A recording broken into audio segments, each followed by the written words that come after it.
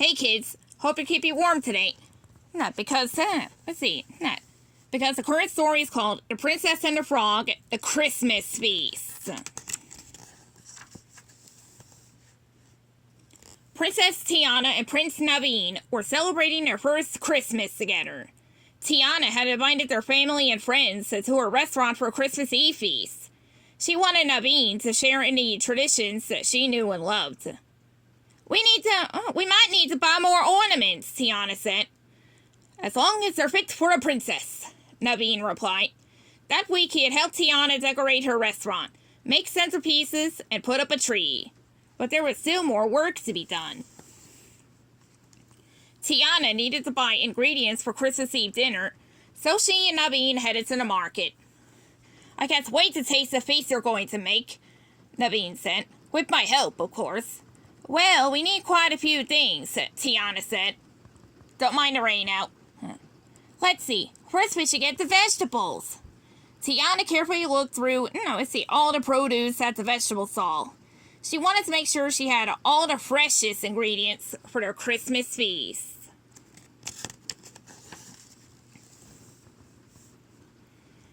Next was the butcher shop, and then they stopped for some eggs and cheese. Finally, all Tiana needed was a powdered sugar for her famous beignets.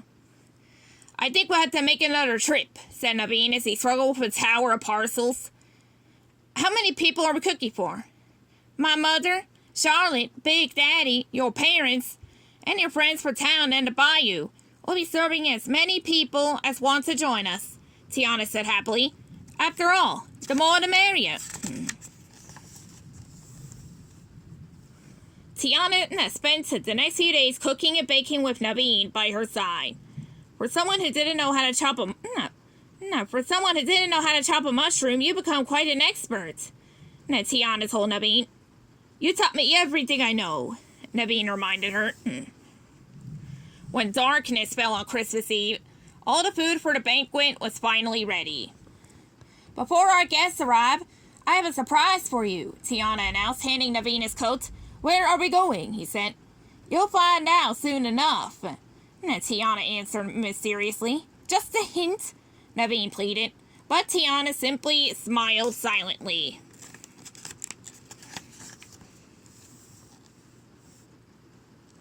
Tiana walked Naveen to the riverside, and together they paddled a canoe into the bayou. As they turned the corner, Naveen's surprise came into view. There were huge bonfires burning alongside the river. The fires were Papa Noel, Tiana explained. So he could find his way in the sky? As he asked Naveen. Tiana laughed. Papa Noel doesn't use a sleigh. He travels in a pirogue. That's a flat-bottom canoe. I think that's how it's said. Pulled by alligators. I hope he leaves the gators outside when he delivers the presents, Naveen exclaimed.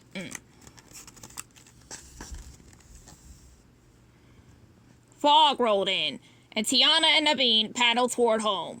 The folks along the river pointed excitedly at the couple's canoe.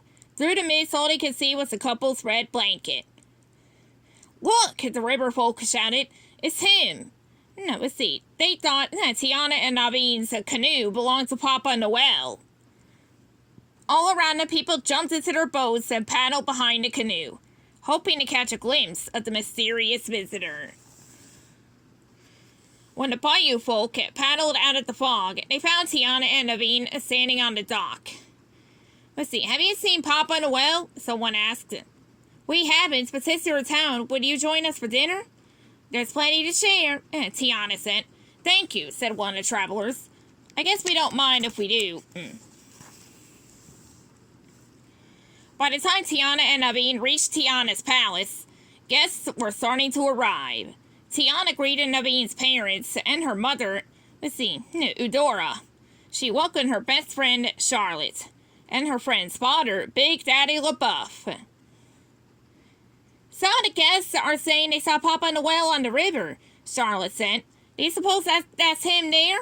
Tiana looked up and saw an elderly man in a red suit with the other guests. Again, don't mind the commotion outside. just focus on the visuals. She was curious, but she had to finish cooking and put on her party dress. In the dining room, Tiana's alligator friend Louie handed out parcels of sugared fruits and candy. Each box was wrapped with shiny purple paper and topped with a beautiful golden bow.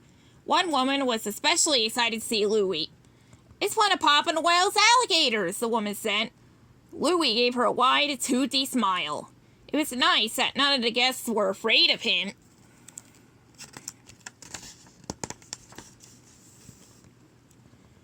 Soon, Tiana and Naveen brought out the food. "The dinner served," Tiana announced. Everyone cheered when they saw the tables full of food. There were pots of Tiana's delicious gumbo, turkey with chestnuts, roasted ham, grits, yams, vegetables, and souffles. The guests heaped their plates high and dug in. Tiana smiled. Let's see, this was nothing. There was nothing she liked better than friends enjoying her cooking. Don't know why I struggle so much for that.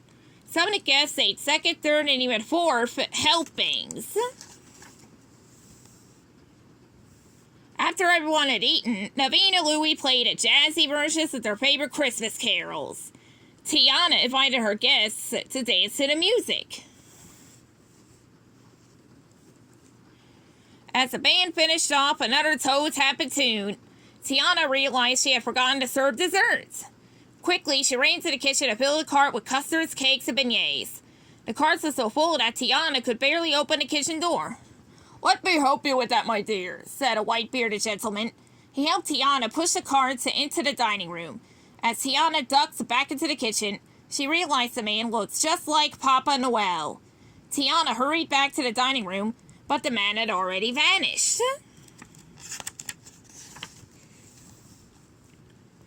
Just then, Naveen walked up. "What a wonderful dinner!" he exclaimed. "The food, the music, the people, it's all so wonderful. It is Christmas time in New Orleans." Now then Tiana spotted the man. It's in the red suit. "Do you think that's Papa Noel?" Let's see. Here he is again. Before Tiana could investigate, Naveen led her onto the dance floor. "Stranger things have happened," he said. Tiana grinned. She was delighted that Naveen's first New Orleans Christmas was going so well. For her, that was magic enough. The end.